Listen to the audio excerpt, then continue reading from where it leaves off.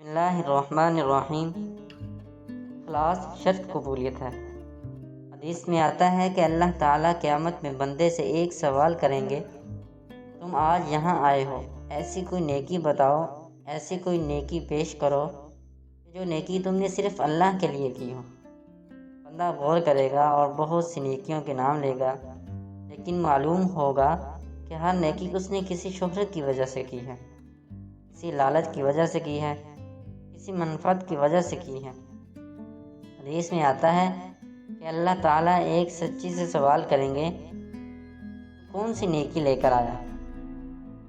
وہ جواب دے گا کہ مجھے جہاد کا موقع نہیں ملا تو تیرے راستے میں جان دیتا، اور میرے پاس علم نہیں تھا جو میں تبلیغ کرتا، میرے پاس دولت تھی اور میں لوگوں میں تقسیم کیا کرتا تھا اور ان کو بانٹتا تھا، یہ نیکی لے کر آیا ہوں۔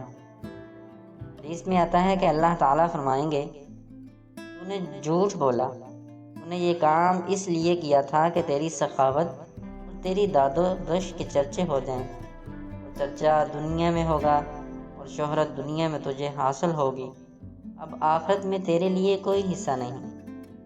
اس کے بعد اللہ تعالیٰ بعض شہداء کو جنہوں نے جہاد کرتے ہوئے جان دی تھی، ان سے یہ پوچھیں گے کہ تم کون سی نیکی ذات آخرت کے طور پر لے کر آئے ہو؟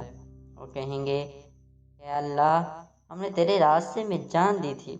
اللہ تعالیٰ فرمائیں گے، تو نے جھوٹ بولا، تو نے یہ سب کچھ اس لیے کیا تاکہ تیری بہادری اور شجاعت کا تذکرہ اور چرچا ہو، سو وہ ہو چکا، آخرت میں تیرے لیے کوئی حصہ نہیں۔ پھر اللہ تعالیٰ عالم سے سوال فرمائیں گے کہ تم ذات آخرت کے طور پر کون سی نیکی لائے ہو؟ وہ کہے گا، اے اللہ، میں نے درس دیا تھا، واعظ و نصیحت کی تھی، لوگوں تک تیری تعلیمات پہنچائیں، میرے پاس پیسہ نہیں تھا جو سخاوت کرتا، جہاد کا موقع نہیں ملا، یہی نیکی کر سکتا تھا اور یہی نیکی لے کر آیا ہوں۔ اللہ تعالیٰ فرمائیں گے، تو نے جھوٹ بولا، تو لوگوں کو واعظ و نصیحت اس وجہ سے کرتا تھا کہ لوگ کہیں کہ یہ صاحب تو زبردست عالم ہے، اپنی شہرت کی خاطر تو نے واعظ و نصیحت کی، تو یہ سب کہا جا چکا، اب آخرت میں تیرے لیے کوئی حصہ اور بدلہ نہیں۔ بعض کتب میں ہے کہ اللہ تعالیٰ حکم فرمائیں گے، ان تینوں کو اوندے منہ گھسیٹے ہوئے جہنم میں پھینک دو۔ آپ نے اندازہ لگایا نیکیاں ہیں لیکن اس میں اخلاص نہیں ہے، جس کی وجہ سے اللہ جل جلالہ نے عظیم اعمال کو بھی قبول نہیں فرمایا۔ اللہ تعالی ہمیں خالصتاً اللہ کی رضا کے لیے عمل کرنے کی توفیق نصیب فرمائے، آمین۔ ویڈیو اچھی لگے تو پلیز ویڈیو کو لائک، اگر چینل پہ نیو ہیں تو پلیز چینل کو سبسکرائب کرتے جائیں، اس سے تو آپ کا تو کچھ نہیں جائے گا لیکن میری حوصلہ افزائی ہو جائے گی۔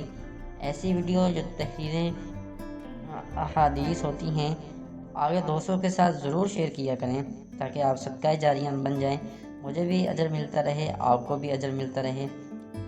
تب تک کے لیے اجازت دیں، اپنا بہت سارا خیال رکھیے گا، نیکسٹ ویڈیو میں پھر حاضر ہوں گا۔ اللہ حافظ۔